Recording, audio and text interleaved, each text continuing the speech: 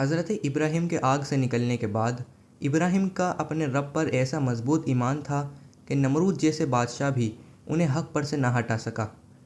حضرت زید بن اسلم فرماتے ہیں کہ کھانے، جسے غلہ بھی کہتے ہیں، اس کا تمام انتظام نمرود نے اپنے پاس رکھا تھا اور لوگوں کو خود تقسیم کرتا تھا۔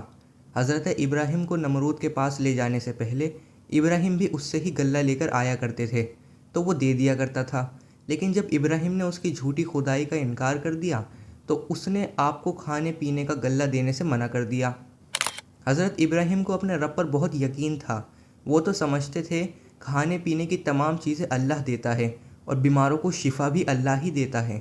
جب نمرود نے آپ کو کھانے پینے کی چیزیں دینے سے منع کر دیا تو ابراہیم نے اپنے گھر کے قریب آ کر گھر والوں کو مطمئن کرنے کے لیے جس بورے میں کھانے پینے کی چیزیں لاتے تھے اسی بورے میں مٹی بھر لی اور خود سو گئے۔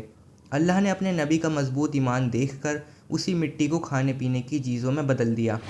آپ کی زوجہ محترم حضرت سارہ جیسے ہی اس بورے کے پاس سے گزریں تو آپ کو بہت اچھی خوشبو آئی۔ انہوں نے ان چیزوں سے کھانا بنایا۔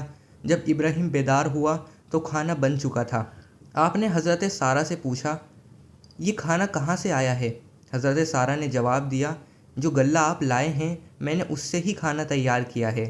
آپ فوراً سمجھ گئے کہ یہ میرے رب کی طرف سے ہے۔ سورہ الشعراء آیت نمبر 78 میں فرمایا، وہی اللہ ہے جو مجھے کھلاتا ہے اور پلاتا ہے، اور جب میں بیمار پڑتا ہوں تو مجھے شفا عطا فرماتا ہے، اور وہی اللہ مجھے موت دے گا اور دوبارہ زندگی دے گا۔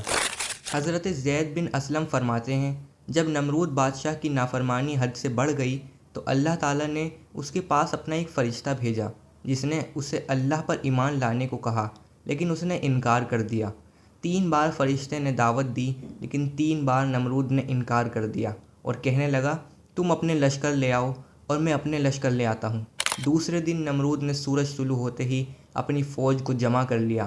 اللہ تعالیٰ نے بڑی تعداد میں مچھر کو بھیج دیا۔ انہوں نے نمرود کی فوجوں کو اس طرح کاٹا کہ ان کے جسم پر صرف ہڈیاں رہ گئیں۔ ان میں سے ایک مچھر نمرود بادشاہ کی ناک کے ذریعے دماغ میں گھس گیا جو اسے بار بار کاٹتا تھا۔ اللہ تعالیٰ نے اس مچھر کے ذریعے اسے کافی وقت تک اسی عذاب میں رکھا۔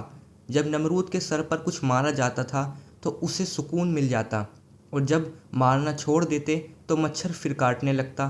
آخر کار اللہ تعالیٰ کے حکم سے اسی مچھر کے کاٹے کی وجہ سے وہ ہلاک ہو گیا۔